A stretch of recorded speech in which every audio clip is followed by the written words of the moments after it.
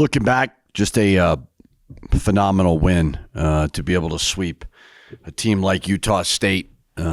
Just talented, well coached, a lot of substance to their team. So our guys just found a way to get it done. It's hard to beat a team twice, especially a team like that who had been playing such great basketball. So we turned the page. We watched some film yesterday, put some guys through workouts that didn't play a lot, and hope to have a really good practice. Head to Boise tonight. Obviously a very, very tough game and a huge challenge and a huge opportunity. Start off with sort of the injury updates. Can you tell us if Stoff is going to play, and can you tell us anything on CJ? Both day to day. We'll see CJ today, see how he's feeling, go from there. Stoff, same thing. Neither one did a whole lot yesterday, but that's not it. We'll see today. So Stoff hasn't changed really, but just to make sure we're reporting it right. On CJ, good. Is it, Yeah, great. Try and get it right, every now and then. Why change? What is CJ's injury? Is it concussion protocol? Is it like what? How should we describe what happened to him? I don't know what all the rules and regulations and everything are. I would just say he's day to day. I think it was pretty obvious he took a shot during the game whenever that kid hit him in the head. So is it officially concussion protocol? I don't really know. So we'll just kind of see today. Boise State's a team that when they've looked good, they've looked really good. They've had some blowouts. They've also had some games where they just didn't look very good. But that's sort of par for the course this year for the Mountain West. Is that a sign of the transfer portal era and all this stuff where a lot of these teams can look really good, like an NCAA tournament team one game and then just the very next game kind of really struggle? And I'm curious about the up and down of some of the top teams in this league. I can't. I think the top of the league is pretty darn good. So I don't know. I mean, Boise's right there. Sustaining success is going to become increasingly challenging for everybody as it pertains to transfer portal, NIL, just trying to wrap our arms around all of it. So can't really specify one team. I mean, Boise State had been playing great. They lost at San Diego State. Didn't shoot the ball great, but before that they had been on a run. So I'm sure in their mind they're trying to get some momentum going to the conference tournament, some quality wins, and put themselves back in that tournament picture and conference tournament and beyond. So I can't speak on. I think the top of our league's been pretty consistently good. All right, and then I'll ask the question you get asked a lot during, you've won 15 of 16 and all that. You guys did put some distance between yourself and the pack with that win Sunday, and I kind of asked this on Sunday, but I'm going to ask it again. Are the guys still looking at the Boise State game the same way they would any other game, even with some injuries maybe? Is there any different approach to this game? No, that you see? There hasn't been a different approach to Nicholls State. There hasn't been a different approach to UCLA, USC, Arizona State. None of it has changed with us. They're all important. They all mean something in a different way, good, bad, or whatever. We put a little distance, but it's not that much. You know what I mean? It's not like it's a 5-game lead by any means. It's only 2 games. So we want to continue to build off of all of it. So guys have been their approach has been very good. They've been locked in. But, the goal for me as a head coach is to be incredibly consistent on a daily basis and not treat any game differently. And I don't brag about myself a lot, but I think I've been able to do that. Building on that momentum and going into this matchup, just talk about the matchup itself and just I think Boise State's only had 1 loss at home this year. Talk about that challenge playing there. Yeah, team that was picked to win the league. Cardenas is one of the best point guards in the league. Dagenhart has been good in this league for a long time. Got a lot of respect for him. They've got some nice complementary pieces. They're big. They're strong. They defend. Tough place to play.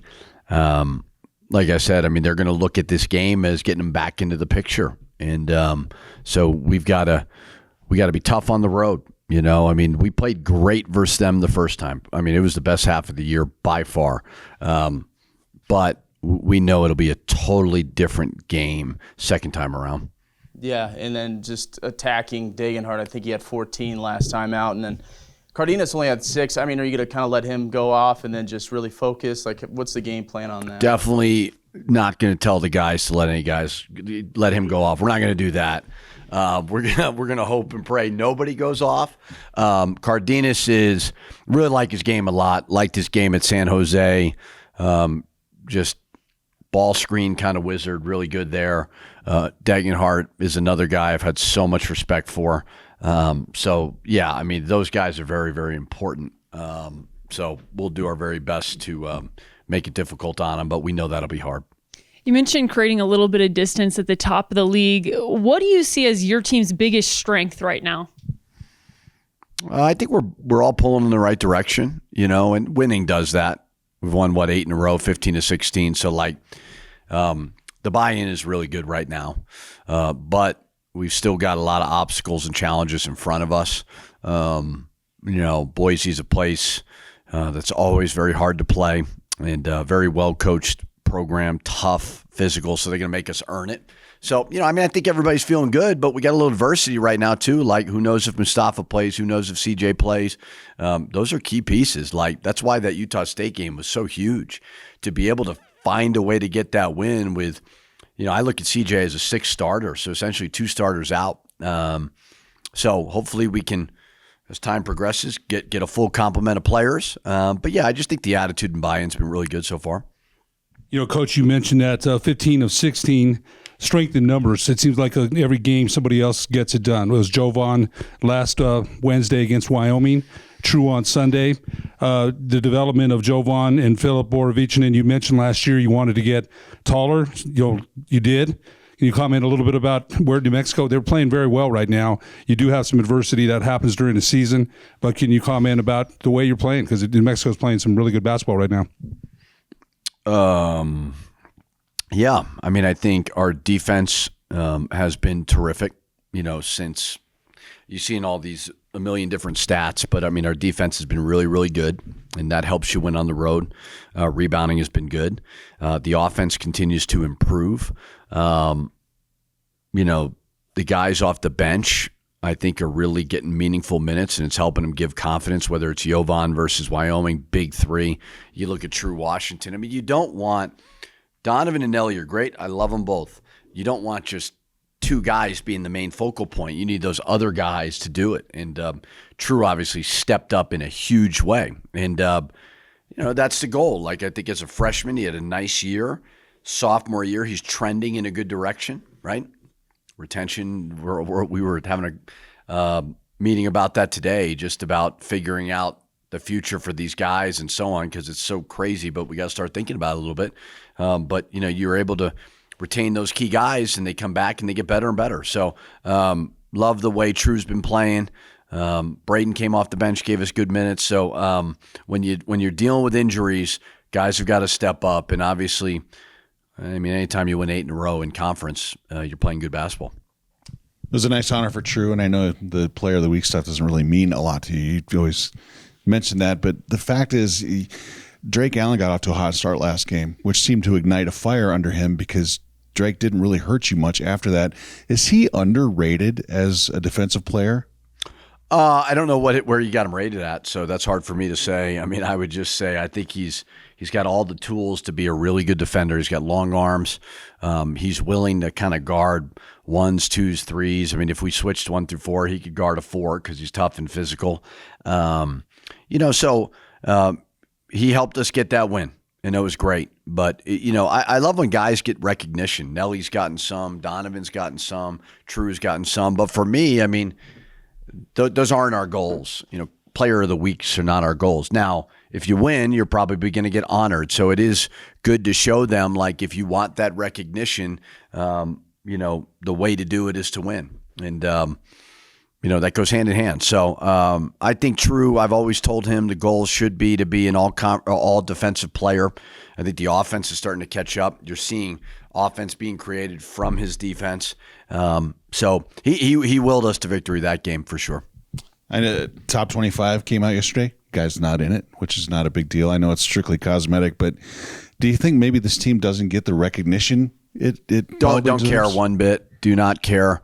It's not on the list of goals. I know it's I think it's different. I think when you get ranked early, maybe it brings a little awareness to your program. but I think we're getting enough attention right now. So that's not one of our big goals. We're close. Well, what does it matter if you're 24, 25, 26? We're right there. We understand what our metrics are. And then last thing, you're going to probably two of the tougher venues in this conference. Is there one place that really just stands out where you think, man, this is a huge obstacle because of the fans, the environment, maybe the way a team plays at home? Everybody plays better at home, and in this league, there's a variety of different environments that are unique. I think Utah State is certainly shown to be one of the hardest venues because of their student section. I would say Viejas, just the consistent success that they've had of being really, really good. So that standard is terrific. I think Boise State has done a phenomenal job. Certainly Coach Rice has done that of just building a rock-solid program at a traditional football school that's getting the buy-in from a basketball standpoint.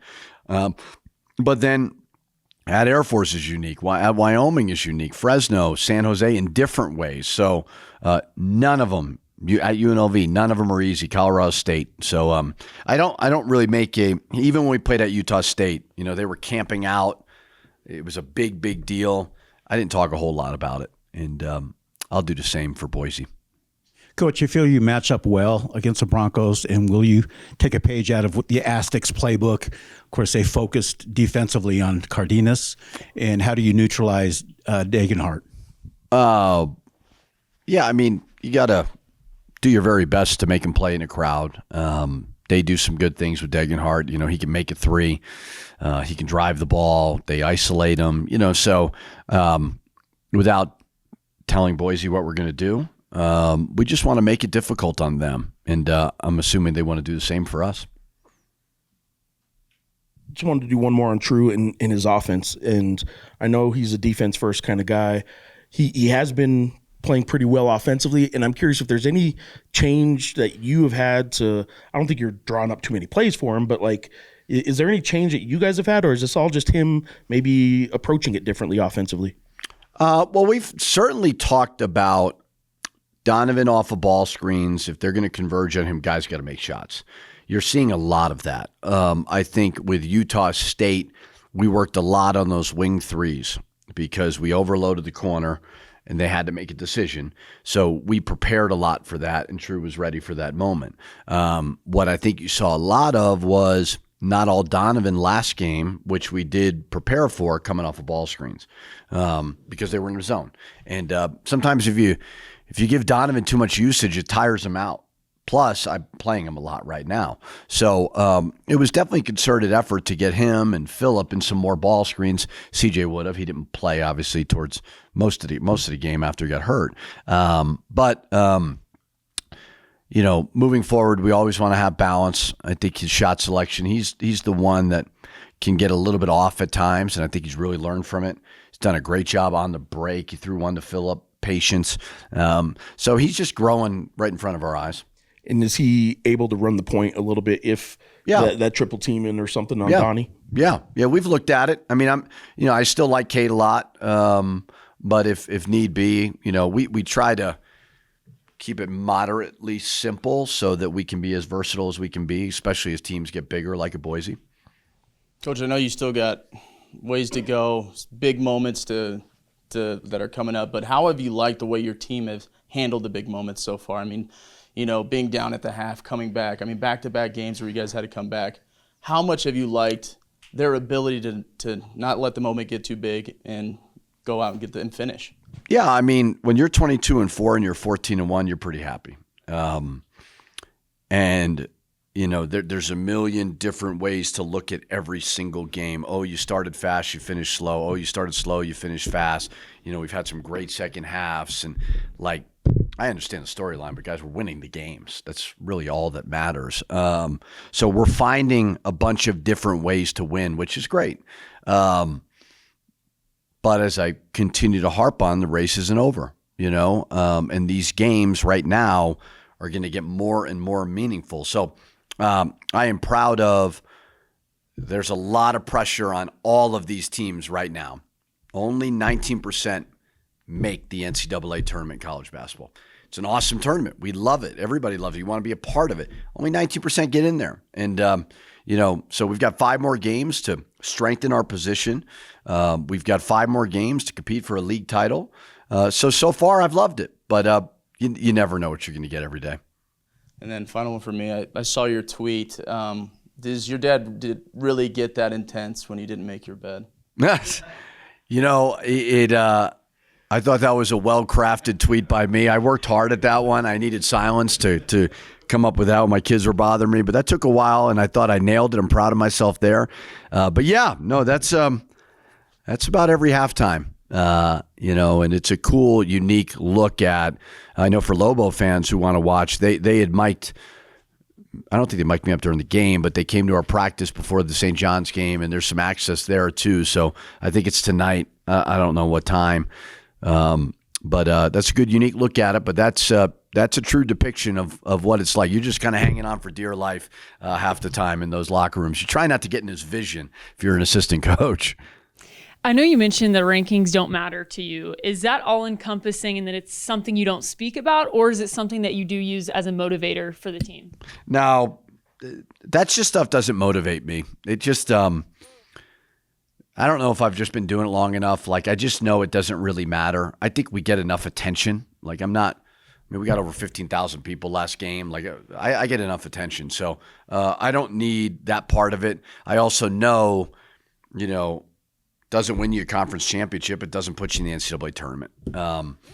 I just think it's changed a little bit. I like it. It's good fodder for everybody to talk about college basketball, which I think is great. But there has never been a time where a selection committee has ever mentioned top 25.